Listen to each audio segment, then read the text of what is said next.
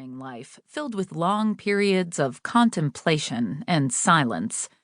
I longed to find role models who matched my own approach to life, saints with boisterous laughs and quick tongues that sometimes got them in trouble, women unafraid to be themselves and say what was on their minds, even if they ruffled a few feathers. In short, I longed to discover badass women who lived lives of real holiness, women with whom, perhaps, I might have a little in common. As a girl, I loved excitement. I loved adventure. I still do.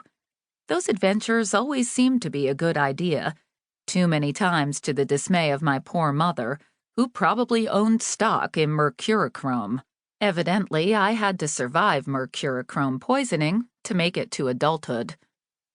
Besides the aerial adventures, there was nothing extraordinary about my childhood. It was an idyllic time. We lived in a complex of townhouse apartments. We knew all our neighbors. Our mothers stayed home and took care of us. Our fathers went to work, some in the mornings to factories, others, like my father, in the early evening to work in the restaurants and nightclubs of downtown Atlanta. I didn't know we lived in an immigrant ghetto populated suddenly by an influx of Cuban refugees. I just knew I spoke like everybody else, except for my next-door neighbor Elizabeth, who spoke a different way. In no time, I could speak like her and a couple of the other kids from down the street, but I had no word for bilingual. And the concept of growing up bicultural wasn't a notion even in the minds of the adults. I knew that I was loved, that I had friends, and that I had to be home before the streetlights came on. It was, to me, a fairy tale childhood.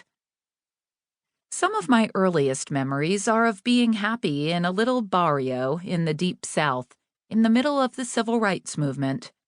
But that's not where the story began.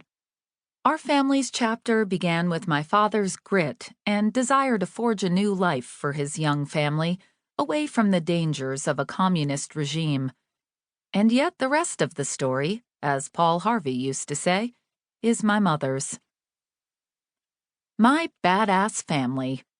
My mother is the most badass woman I know. Apparently, she gets it from her mother. I was a teenager before I could begin to appreciate what these women had gone through. I was a wife and then a young mother before I began to understand the inner resources they must have possessed to survive.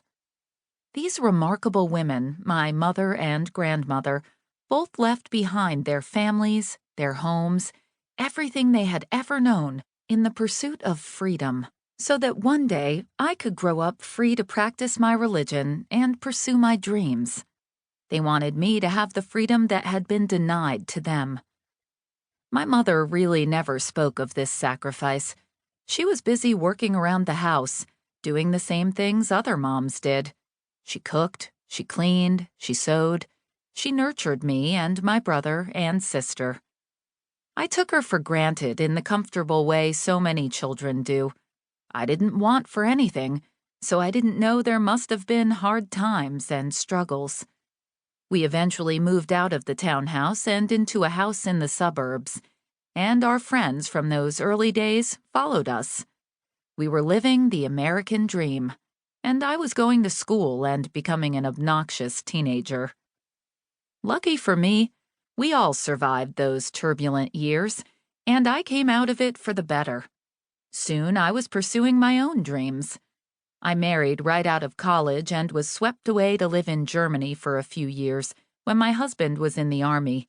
My mother might have made a passing comment about my going full circle and returning to Europe, but I blew it off, still not ready to understand her story. My story, too. You see, my mother and her mother before her fled oppressive political regimes. My grandmother and grandfather left Spain during World War II, Basque nationals running from an oppressive government and the bombings of Basque villages. I remember staring at Picasso's Guernica at the Museum of Modern Art in New York in the 1970s and thinking, that is my story. My mother's parents emigrated to Cuba. Then, in 1962,